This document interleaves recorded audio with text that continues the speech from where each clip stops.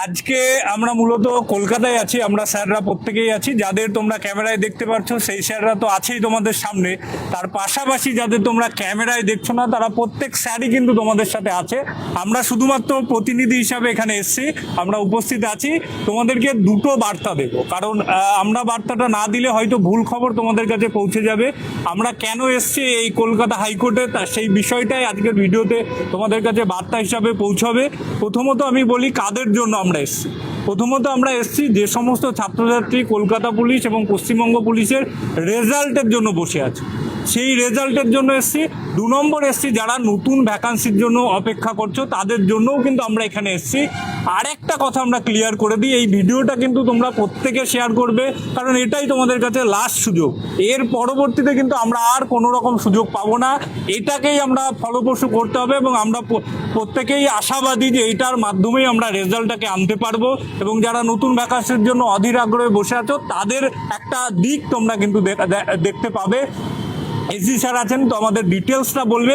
তার আগে বলে দিই, আমরা যেহেতু সকালে এসেছি, বিভিন্ন গ্রুপের ছবি অলরেডি শেয়ার হচ্ছে আমাদের, এবং তোমাদের কাছে একটা ভুল বার্তা পৌঁছাচ্ছে, সেটাকে আমরা ক্লিয়ার করে দিই। যে হয়তো আমরা এসেছি, অনেক গ্রুপে দেখলাম আলোচনা হচ্ছে, অনেকে স্ক্রিনশট পাঠাচ্ছে। আমরা হয়তো ওই 17% যেটা ছিল আগে, সরকার 7% করেছে, এটা সম্পূর্ণই সরকারের ডিসিশন। এই নিয়ে আমাদের কোনো মাথা ব্যথা নেই, সরকার যে ডিসিশন নেবে ওটাকেই আমরা মেনে নেব। আমরা ওই বিষয়ে কোনো কথা বলতেই এখানে আসেনি। আমাদের শুধু একটাই দাবি, সেটা হলো রেজাল্ট বেরোক।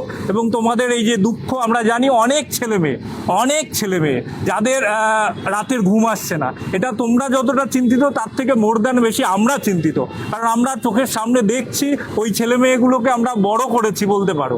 এটা নিজের ছেলে মেয়েদের মতোই আমরা ওদেরকে মানুষ করেছি, মোটিভেট করেছি যে পড়, তোরা পড়। এই যে তোমাদের যে দুরবস্থা, তোমরা যতটা চিন্তিত আমরাও সমানভাবে চিন্তিত। এবং আমরা সেই কারণে দেখো, সবার পড়ানো থাকে, সবার কাজ থাকে, সেইগুলো ফেলে কিন্তু আমরা তোমাদের পাশে দাঁড়াতে এসেছি। এই ভিডিও বার্তাটা আমি কেন ছড়াতে বলছি, কারণ যাতে একটা ভুল কনফিউশন তৈরি না হয় পশ্চিমবঙ্গের স্টুডেন্টদের মধ্যে। এর পরবর্তীতে এসডি স্যার তোমাদের ডিটেলস আরও একটু অ্যাড করে দেবে। স্যার আপনি বলুন।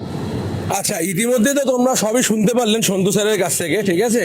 তো প্রচুর লোক আমাকে মেসেজ করেছো, ফোন করেছো যে এরপর কি হবে, আমরা কি পরবর্তী আমাদের স্টেপ কি নেওয়া উচিত, ঠিক আছে?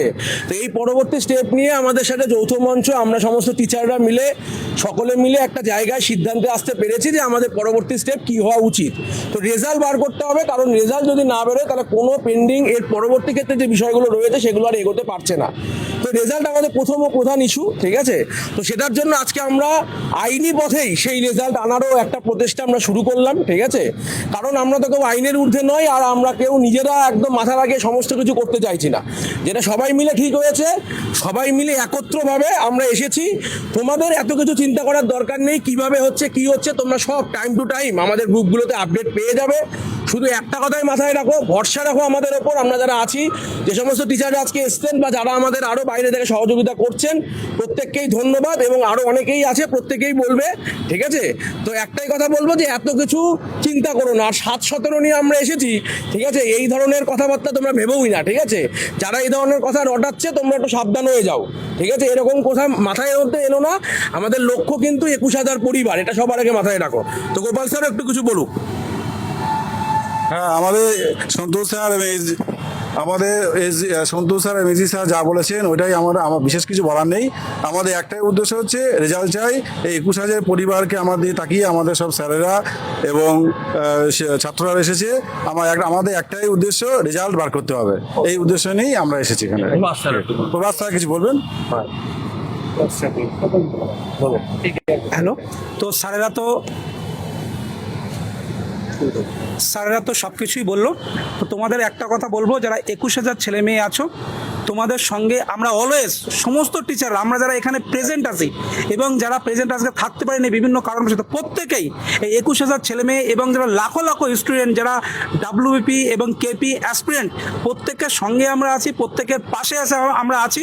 যে তোমাদের 21,000 পরিবারের ইমিডিয়েট রেজাল্ট চাই এবং নতুন নোটিফিকেশান চাই। এবং সোশ্যাল মিডিয়ায় বিভিন্ন রকম যে নেগেটিভ বার্তা ছড়াচ্ছে কেউ, তো আমরা বলবো আমরা কিন্তু পজিটিভ দিক নিয়ে এসেছি যে তোমাদের পজিটিভ কিছু একটা রেজাল্ট আসুক, পজিটিভ কিছু একটা ভালো ঘটুক, তার জন্য আমরা এখানে এসেছি। এবং আইনি প্রক্রিয়া যেটা চলবে তার উপর বিশ্বাস রাখো, আমরা সবাই তার উপর বিশ্বাস রাখছি। আমরা টিচাররা তোমাদের সবার সঙ্গে আছি, পাশে আছি। শুধু তোমাদের কাছে একটা কথা বলো, তোমরা আমাদের উপর ভরসা রাখো। আর এই 21,000 ছেলে মেয়ে তোমরা নিশ্চয়ই এই ভিডিওটা দেখবে এবং তোমরা প্রত্যেকেই এত পরিমাণে ভিডিওটা শেয়ার করো, কমেন্ট করো, ট্রেন্ড নিয়ে আসো যে সরকার রেজাল্ট দিতে বাধ্য থাকবে। কারণ সরকার আমাদের জন্যই, তো আমাদের পজিটিভ কিছু আসবে এই আশা ভরসা আমরা সবার কাছে রাখি এবং তোমাদের কাছে রাখি। আর আমরা সবসময় তোমাদের সঙ্গে পাশে আছি, এটাই আশা রাখছি। স্যার কিছু বলবেন? অলরেডি আমাদের স্যাররা বললেন, ঠিক আছে, আমরা এখানে কেন এসেছি আজকে কলকাতা হাইকোর্টে এবং আমাদের পরবর্তী পদক্ষেপ কি হতে চলেছে, এক্স্যাক্টলি পদক্ষেপটা কি সেটাও আমরা খুব তাড়াতাড়ি জানিয়ে দেবো তোমাদের উদ্দেশ্যে। আপাতত তোমাদের কাছ থেকে আমার একটাই দাবি, আমার যে এই লড়াইটা শুধু আমার বা তোমার একার না, ঠিক আছে, লড়াইটা পুরো 21,000 ছেলে মেয়ের লড়াই।